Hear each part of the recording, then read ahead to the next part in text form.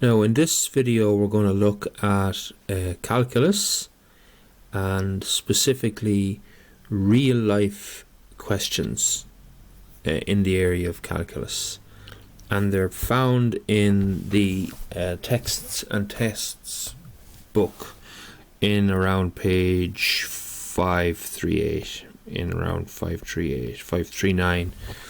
That's the old edition. I'm not sure about the new edition. So we're going to do a few questions 4, 5, 6, 7, 8, 9, 10, 11. We mightn't get them all done, but we'll do a few of them. Now in general, these are the rules to follow when you're given calculus questions in real life, where you're asked to calculate the speed of a moving object, or a rocket, or a football, or something that's thrown, and you're asked to calculate the height that it reaches, or the distance that it travels, or the speed that it gets, or the acceleration that it achieves. And really the how to do them is quite straightforward if you just know these highlighted methods that are in the box in front of us here. So the first thing, if you are asked to find the height or the distance that an object has travelled, you just sub in the number that's given in the question. If you were asked to find the speed, well, then you would have to differentiate first, then sub in the number that you're given in the question. Now, if you're not sure how to differentiate, have a look at the video, the other video on how to differentiate. If you're asked to find the acceleration, well, then you would differentiate and then differentiate again. So essentially you're differentiating twice. Then sub in the number that you're given. Or if you're asked to find when an object has stopped moving, or has a speed of 0, or is not rising anymore, has hit its maximum rising ability, so it's just stopped for a millisecond in the air before it starts to fall again. Well, in that situation you'd differentiate, you'd put whatever you get equal to 0, and then you solve it. And we'll do a few examples of that in a minute. Okay, so they are the steps to do when you're doing each of these questions, and we'll see if we can use this guide here as we try these questions that are on this page 538. So the first one is question 4, and it says a particle is fired vertically upwards and its height in meters after any number of seconds is given by the formula h equals 50t minus 2t squared. Now the important part of that is the actual function, that bit, the 50t minus 2t squared. That's the equation we're going to be using. Question 1. Find the height of the particle after 2 seconds. Height. Now how did we say you did these ones? Height. If you're asked to find the height, you just sub in. So we're just going to sub in 2 into the function. Okay, so we'll do that here. The height is equal to 50t minus 2t squared. So that means the height is equal to 50. Now we'll sub in 2 wherever t is. So that means 100 minus 8, which gives us 92 meters. That's our answer. Yeah, because h is given in meters. It tells us that in the question. Okay, there's the answer to the first one. Second one, find the speed of the particle after 3 seconds. Now how do we do that? Speed. To do speed questions, you differentiate first, and then sub in. So we're going to need to differentiate the little function we're given, and then sub in 3. So the function that we're given was h equals 50t minus 2t squared. So if I'm looking for dH dt, that means I'm going to differentiate it. You put d in front of whatever letter is here, that's that bit, and then you put d in front of whatever letter is in the equation. That shows the examiner that you're about to differentiate. So we'll differentiate that function. Again, if you're not sure how to differentiate, look at the other video. So if I differentiate this, I get 50 minus 4t. Right, so that's the first bit done. I've differentiated. Now I need to sub in the number that's given in the question. So they gave us a number of, they gave us 3. So I sub in 3. 50 minus 4 times 3, which equals 50 minus 12, which equals 38. Okay, and let's remember now it's speed. Okay, so the speed is 58 meters per second. Okay, that's the speed of the particle after 3 seconds. That's how you do that one. Box around that. That's part I up here. Now part 3.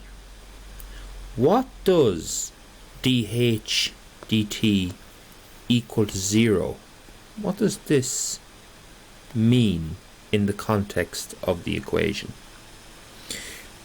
Well, dH dt is when you differentiate the function.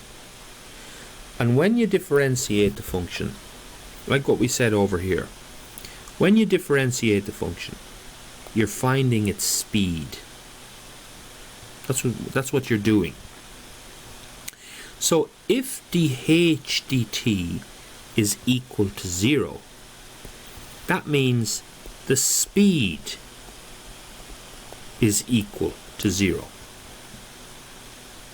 So when they ask what does dH over dt equal to 0 mean in the context of the equation, it means when is the speed equal to 0. Okay, so again, you don't need to say anything more than that, but somebody is standing on the ground, okay, and has thrown something up into the air. So thrown a slither or a golf ball up into the air. It's gone up and up and up and up, and then it starts coming down and down and down. Now that has a speed of 0 at one crucial place. When it gets up to the very top, you might think, how could it have a speed of 0 there? Well, it does for a very short time. It rises, rises, rises, rises, rises, rises, rises, rises, and just there it stops rising, and then it begins to fall.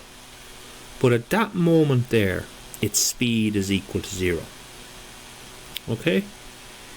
Now it falls, falls, falls, falls, falls, and of course when it hits the ground and stops, obviously it doesn't have any speed at that point either.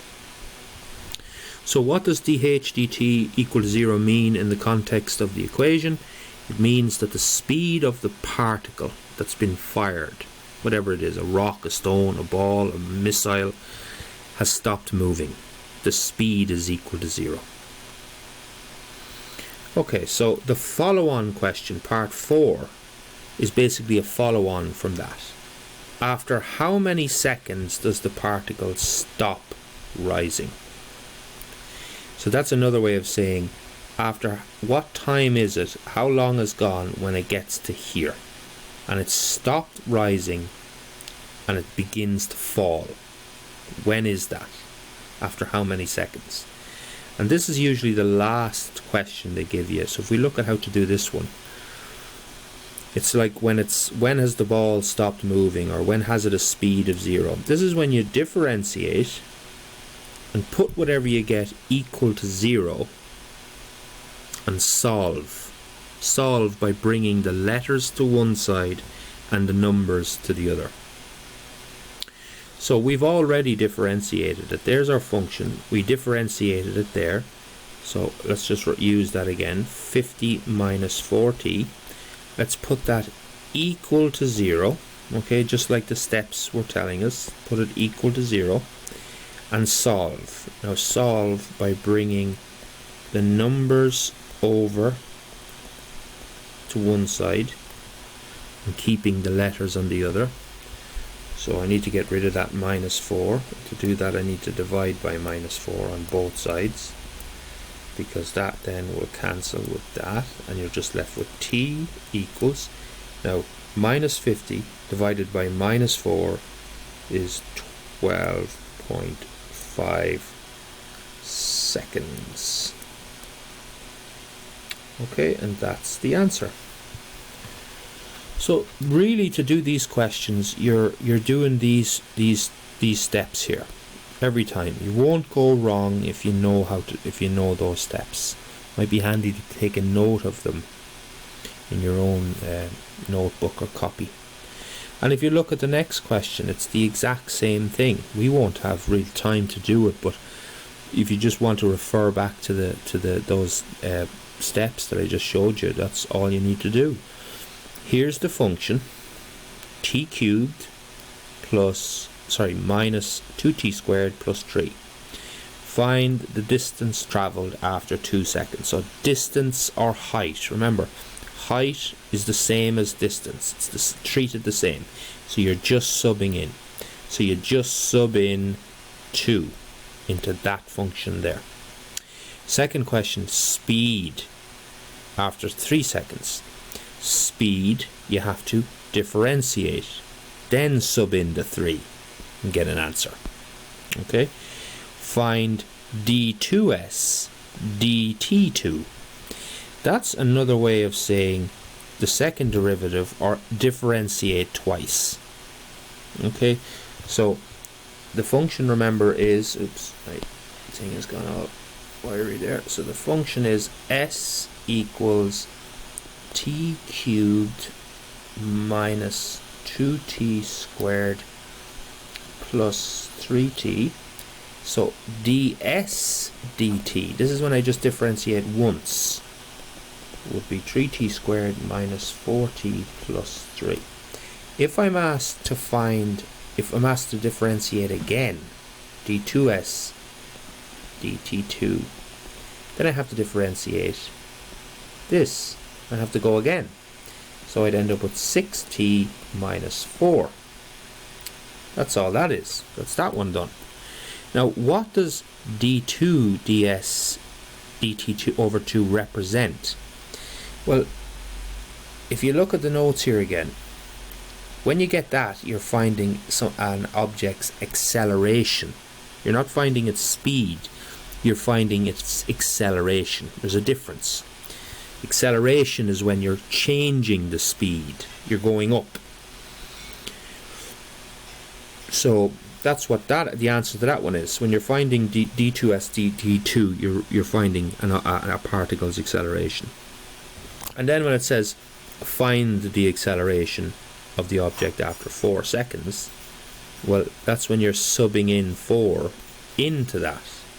So it would be 6 by 4 minus 4, which is 24 minus 4, which is 20 meters.